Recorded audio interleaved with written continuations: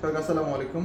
বেশ কিছুদিন আগে আমরা ইন্টারভিউ করেছিলাম সিআরসিসি কোম্পানির। তো আমাদের মুফা এবং ফিঙ্গার আপডেট দিচ্ছি এবং একটা মুফা চেক করে দেখাচ্ছি আমরা।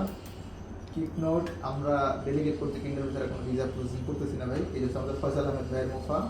অ্যান্ড ফিঙ্গার স্লিপটা যদি দেখাই, এটা হচ্ছে আপনাদের ফিঙ্গার আগামী 8 মে 2025।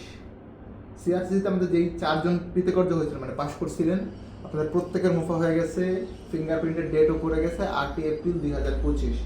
মোটামুটি আজকে প্রাউডলি বলতে পারি যে ভাই, ফায়ার ইন্টারন্যাশনাল মানে নতুন অফিসার শিফট হওয়ার পরে যাদেরই ইন্টারভিউ করাইছিলাম, মেডিকেল করাইছিলাম, সবার মুফা ডান। শুধুমাত্র একজন ভাই, আমাদের আলামিন ভাই সাপুরজি পালনজি, ওনার মুফাটা করতে পারিনি আমরা। এটার জন্য ভাইয়ের কাছে আন্তরিকভাবে দুঃখিত। নেক্সট গ্রুপে ইনশাল্লাহ আপনার মুফা করে দিব। সিআরসিসি সবার মুফা ডান। যাদের ভিসা পেন্ডিং আছে সাপুরজি পালনজিতে, আই হোপ নেক্সট উইকে আপনারা প্রত্যেকে ক্লিয়ার হয়ে যাবেন।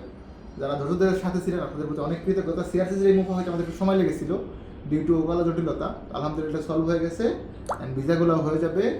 আপনাদের প্রতি বিশেষ কৃতজ্ঞতা। ভালো থাকবেন সকলে। আল্লাহ হাফেজ। আসসালামু আলাইকুম।